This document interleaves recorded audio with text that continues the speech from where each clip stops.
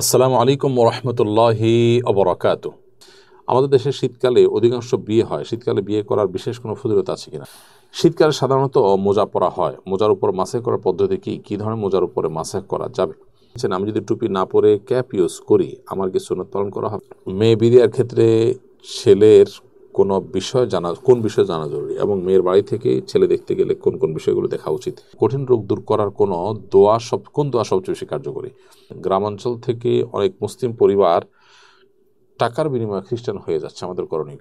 ফরজ নামাজে ইমাম সাহেবের প্রথম রাকাতে ফরজ ছুটে গেলে এবং দ্বিতীয় রাকাতে মনে হলে তখন করণীয় কি? না, শীতের সময় বিয়ে কোনো বিশেষ কোনো ফজিলত নাই। হয়তো আত্মীয় স্বজন গ্যাদারিং করা তুলনামূলকভাবে সহজ হয়, আসা যাওয়া সহজ হয়, ফ্যান ইত্যাদির প্রয়োজন হয় না, আয়োজন অনুষ্ঠান ইত্যাদিতে হয়তো সেসব কারণে তারা করেছেন কিনা আল্লাহ আলম। তবে শীতকালের সাথে বিবাহ করার কোনো সম্পর্কের কথা কোরআন হাদিস কোথাও বলা হয়নি। শীতকালে সাধারণত মোজা পরা হয়। মোজার উপর মাসেহ করার পদ্ধতি কি ধরনের মোজার উপরে মাসেহ করা যাবে?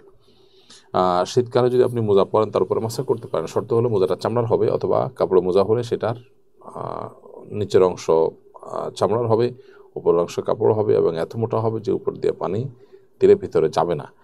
অন্তত এইটুকু মোটা হবে, এটুকু মজবুত হবে। এটা ওলামায়ে আহনাফের মত।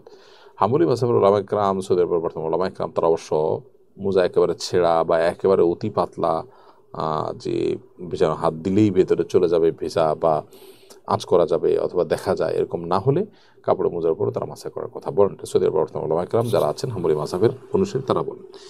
তো নিরাপদ হলে এক্ষেত্রে চামড়া মোজার উপরে ভরসা করা, চামড়া মোজা পরিধান করা। আমি যদি টুপি না পরে ক্যাপ ইউজ করি, আমার কি সুন্নত পালন করা হবে? না।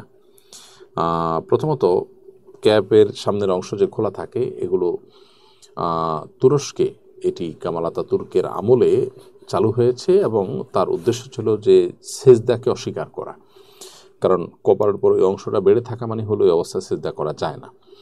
তো সেজন্য এটি সেখানে শুরু হয়েছে বলে সেখানকার পণ্ডিত, বিভিন্ন ব্যক্তিবর্গের বিভিন্ন সেশনে, তাদের বিভিন্ন ওয়ার্কশপে আমি তাদের কাছ থেকে শুনেছি। অবশ্য এটি বই পুস্তকের কোনো ভাষায় আলাদা করে দেখিনি। আরবিতে এটাকে কুব্বা বলা হয়। এই কুব্বার আলোকে বদিউদ্দিন সাইদুল ইসলাম হল যে রাসাইলুন নূর, এবং রাসাইলুন নূরকে কেন্দ্র করে যে সেমিনার এবং ওয়ার্কশপ হয়েছে, সেখান থেকে পাওয়া তথ্য আমি এটি শেয়ার করেছি। তো যাই হোক, নবী করিম সাল্লাল্লাহু আলাইহি সাল্লামের পোশাক হিসাবে যে অভ্যাসগত বা সুন্নতে আদাহ রয়েছে, এই ক্যাপটা তার আওতায় পড়ে না। এটা সম্পূর্ণ ভিন্ন জিনিস, ভিন্ন সমাজ থেকে এসেছে, ভিন্ন উদ্দেশ্যে এটি এসেছে। মেয়ে বিয়ের ক্ষেত্রে ছেলের কোন বিষয় জানা জরুরি, এবং মেয়ের বাড়ি থেকে ছেলে দেখতে গেলে কোন কোন বিষয়গুলো দেখা উচিত? সবচেয়ে বেশি দেখা উচিত দিনদারিতা, ধার্মিকতা, যে আসলে কতটা ধার্মিক সে, কতটা আল্লাহ ভীরু, কতটা হালাল হারাম মেনটেন করে চলে, কতটা পর্দা মেনটেন করে চলে, কতটা তার মধ্যে ধৈর্য আছে, কতটা তার মধ্যে কৃতজ্ঞতা আছে। এই বিষয়গুলো খুব ভালো করে দেখা উচিত, কারণ দাম্পত্য জীবন সুখ শান্তির জন্য এগুলো সবচেয়ে বেশি জরুরি। এবং নবী সাল্লাল্লাহু আলাইহি ওয়াসাল্লাম বলেছেন, ফাজফা বিজাতিদ দ্বীন, বিভিন্ন বিষয় খুঁটে খুঁটে দেখে মানুষ বিবাহ করে, তোমরা ধার্মিকতা খুঁটে দেখে তারপরে যে তার চেষ্টা করবে, বিবাহ করার চেষ্টা করবে। কঠিন রোগ দূর করার কোন দোয়া সবচেয়ে বেশি কার্যকরী? কঠিন রোগ বা দুরারোগ্য ব্যাধি, এটা দূর করার জন্য সবচেয়ে কার্যকরী দোয়া হলো ইস্তেগফার এবং দুরূদ ইব্রাহিম। ইস্তেগফার এবং দুরূদ ইব্রাহিমের মাধ্যমে আল্লাহ সুবহানাহু ওয়া তাআলা সাহায্য চাইলে আল্লাহ সুবহানাহু ওয়া তাআলা সবচেয়ে বেশি রোগ বিমারি ইত্যাদি দূর করেন। এর বাইরে আইয়ুব আলাইহিস সালাম খুব বেশি অসুস্থ ছিলেন। তিনি আল্লাহ সুবহানাহু ওয়া তাআলার কাছে দোয়া করেছিলেন, রব্বি আন্নী মাসানিয়া দুররু ওয়া আনতা আরহামুর রাহিমিন, হে আল্লাহ, আমার কষ্ট আমাকে স্পর্শ করেছে, আর আপনি হলেন সবচেয়ে বড় রহমকারী, সবচেয়ে বড় অনুগ্রহকারী। তো এই দোয়া পড়েও আমরা অসুস্থতায় বা দুরারোগ্য ব্যাধিতে আল্লাহ সুবহানাহু ওয়া তাআলার কাছে দোয়া করতে পারি। গ্রামাঞ্চল থেকে অনেক মুসলিম পরিবার টাকার বিনিময়ে খ্রিস্টান হয়ে যাচ্ছে, আমাদের করণীয়? আমাদের উচিত তাদেরকে রক্ষা করা, তাদের জন্য সংগ্রাম চালানো, তাদের এই বিভ্রান্তির হাত থেকে তাদেরকে রক্ষা করা, এবং টাকার বিনিময়ে অন্য ধর্মে ধর্মান্তরিত করা, এটা আমাদের দেশের প্রচলিত আইন বিরোধী কাজ। বিধায় আমাদের আইনের আলোকেও তাদের বিরুদ্ধে ব্যবস্থা গ্রহণ করা, সোচ্চার হওয়া, সামাজিক সচেতনতা তৈরি করা খুব বেশি জরুরি। আমরা সাধারণত এই জাতীয় ইস্যুগুলোকে ইগনোর করে যাই, কারণ এগুলো তো আমাদেরকে পাচ্ছে না, অন্য মানুষকে পাচ্ছে। একজন মুসলিম তার সামাজিক দায়িত্বের মধ্যে এটি পড়ে।